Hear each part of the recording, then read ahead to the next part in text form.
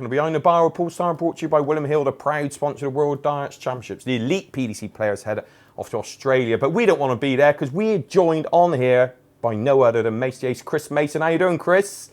Very well, thanks, Paul. Good stuff. So the top boys are heading over there. Michael Van Gerwen, 11-10. He's favourite for everything. I had a quick look. He's won the Masters UK Open, Premier League, World Match Play, 4 out of 6 European Tours, 4 Pro Tours, and 1 World Series.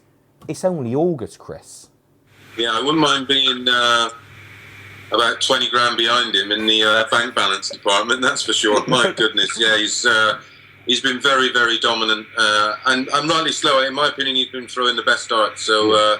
Sometimes in this funny old game of ours, every now and again, the best player doesn't win. But at the moment, the best player is dominating, which is good to see. Yeah, 11-10. Gary, 7-2. And, of course, he has won he's won 3 World Series. In 2, he beat Michael in the final in Dubai and Tokyo. Then we got Phil at 5-1. Should I even go any further, Chris, or is that enough? Yeah, I think it's tough to look past them on recent form by the other lads, especially some of their TV form's been indifferent. Not that, although we've had a little bit of a break, but then I keep an eye on what goes on in the Pro Tour up and down the country. Gary again looked really good Saturday. Went home early Sunday. Yeah, on the Pro Tour he did, didn't he? Yeah, he smashed it up in there. That's what he does, isn't it? He's sort of like, I've got the 10 grand in the bank, let's go home. He doesn't do it on purpose, by the way, before we get in trouble. But, no, of course not. Yeah, I just think the Saturday approach is a lot different. And I think if he gets the job done on the Saturday, he's a little bit more relaxed.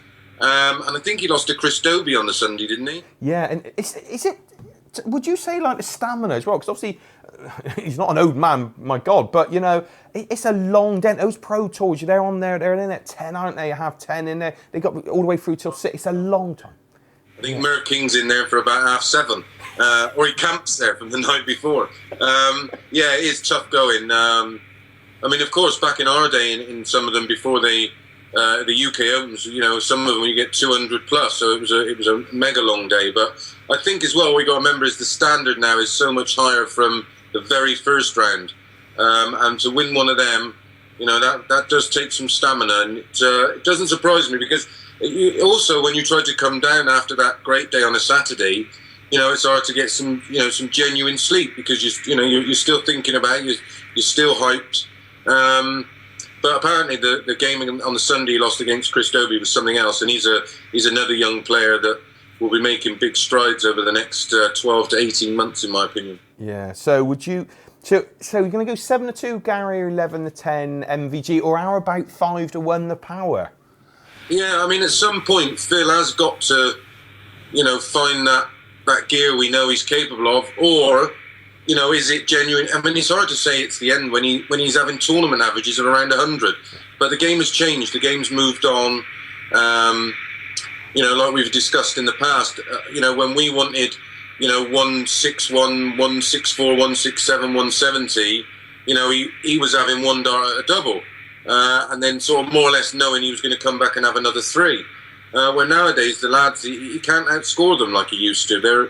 In fact, more often than not now, he's getting outscored by them, and he has to rely on taking them big shots out. And we've seen as well that although he's done it in the past and got away with it, he's leaving himself bogey numbers again.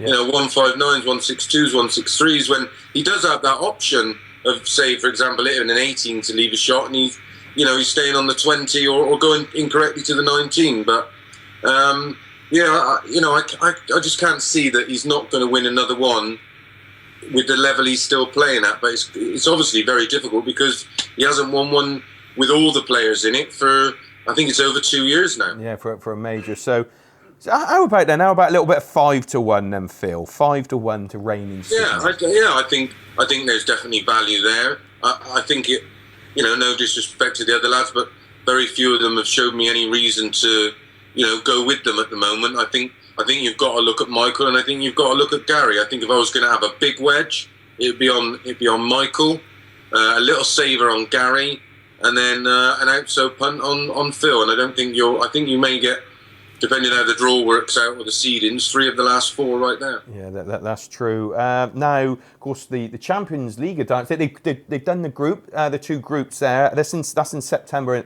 in Cardiff. MVG, Phil Taylor, Snakebite and Thornton Group A. Group B, we've got Gary. Of course, we've got Adrian, Wadey and Smith. Fancy any of those groups there, Chris? It's a minefield, isn't it? I mean, whoever comes out of them, I presume that they'll come out with the semi-final on the back of a round robin. Yeah, it's going to be a bit interesting. To me, it was a massive opportunity to showcase not just the very top end of the PDC's talent, but I'd like to have seen an 8-man qualifier thrown in with it. I know it was time permitting, but shorten the games a little bit. I don't want to see another Premier League. Listen, I love the game, but I don't want to see them same guys going over that same ground over again. They're that good at the moment. The majority of the time, we're seeing them all in last 8, last 16 of events, and I think, fortunately for the PDC and Matchroom, it's on BBC, which the vast majority of the viewers won't. They'll be more used to seeing the BDO lads. Yeah. And I think they'll get away with it for that. But I would have liked to have seen it. It would have been a great opportunity to showcase not just the elite level of the PDC, but maybe a few other lads that people would never have seen before. And for me, it's a missed opportunity. It's still a great event. Listen, I'm a darts fan. I'm gonna, if it was played on the moon and I could get a ticket, I'd go and watch it. But for me, it was a bit of a missed opportunity. But what do I know?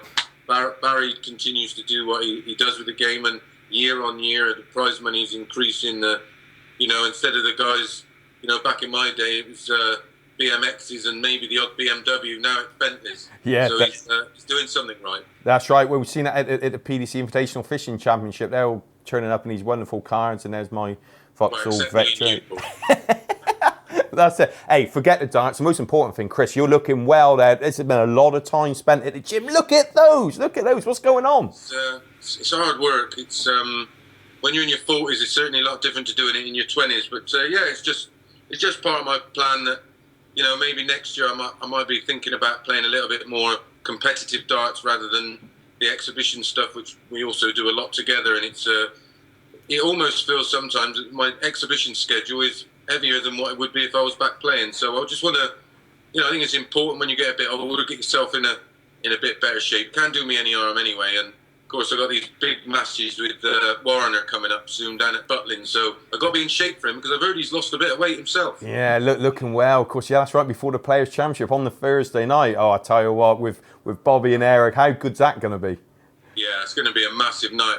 I mean, unfortunately, for those that do get down there on the Thursday, normally, obviously there's loads of clubs and bars, but as entertainment goes, it's reasonably limited. So, fortunately for us and you and Paul Starr, for the crowd, we're gonna have a 4-man head-to-head competition. Myself, Eric, Bobby, and Alan Warner. It'd be great to see the Iceman back up there, but my plan is to make him melt.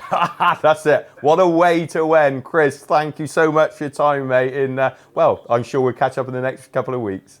See you soon, pal. All the best.